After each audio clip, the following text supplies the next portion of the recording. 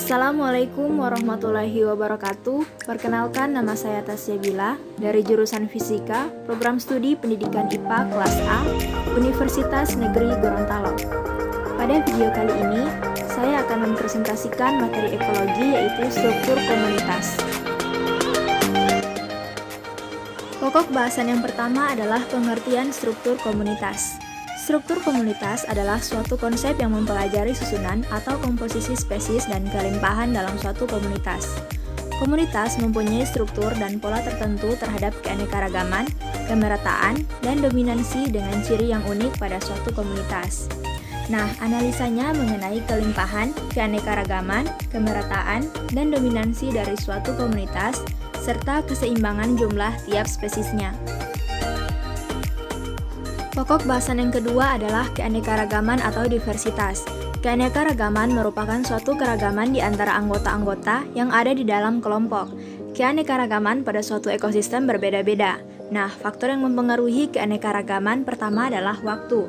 Keragaman komunitas bertambah sejalan waktu, berarti komunitas tua yang sudah lama berkembang lebih banyak terdapat organisme daripada komunitas muda yang belum berkembang. Yang kedua adalah heterogenitas ruang. Semakin heterogen suatu lingkungan fisik, semakin kompleks komunitas flora dan fauna di suatu tempat tersebar dan semakin tinggi keragaman jenisnya.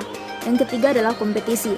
Terjadi apabila sejumlah organisme menggunakan sumber yang sama yang ketersediaannya kurang. Terjadi di mana yang satu menyerang yang lain atau sebaliknya.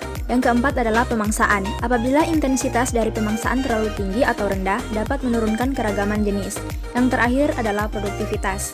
Produktivitas juga dapat menjadi syarat mutlak untuk keanekaragaman yang tinggi. Keanekaragaman terdiri atas dua komponen, yaitu pertama kekayaan atau ripeness, dan kedua adalah kelimpahan relatif atau relative abundance, yaitu proporsi yang dipresentasikan oleh masing-masing spesies dari seluruh individu dalam komunitas. Kelimpahan relatif mengarahkan ke kesamaan atau kemerataan. Kedua komponen tersebut dapat memberi reaksi berbeda-beda terhadap faktor geografi, perkembangan, atau fisik. Pokok bahasan yang ketiga adalah kemelimpahan. Kelimpahan merupakan banyaknya individu untuk setiap jenis. Kelimpahan juga diartikan sebagai jumlah individu per satuan luas per satuan volume. Kelimpahan adalah proporsi yang dipresentasikan oleh masing-masing spesies dari seluruh individu dalam suatu komunitas. Selain itu, kelimpahan juga merupakan jumlah total spesies pada suatu wilayah atau ekosistem yang di dalamnya terdapat suatu makhluk hidup yang satu dengan lainnya. Nah, seperti yang kita lihat pada gambar samping, pada gambar ini menunjukkan adanya kelimbahan fitoplankton dan zooplankton untuk waktu pengamatan 2 hingga 14 minggu. Pokok bahasan yang keempat adalah kesamaan komunitas. Nilai koefisien kesamaan komunitas berkisar antara 0 sampai dengan 100%. Semakin mendekati nilai 100%, keadaan tegakan yang dibandingkan mempunyai kesamaan yang tinggi. Dari nilai kesamaan komunitas atau IS, dapat ditentukan koefisien ketidaksamaan komunitas atau ID, yang besarnya adalah 100 kurang dengan IS. Untuk menghitung IS, dapat digunakan nilai kerapatan biomasa, penutupan tajuk, atau INP. Sebagai contoh, kita membandingkan tingkat permudaan semai hutan primer dengan hutan setelah ditebang. Dapat dilihat pada tabel di samping. Nah, nilai kesamaan komunitasnya adalah 35,71%. Nilai tersebut menunjukkan bahwa antara kondisi primer dan ditebang dari segi jumlah individu atau kerapatan hanya mempunyai tingkat kesamaan sekitar 35,71%.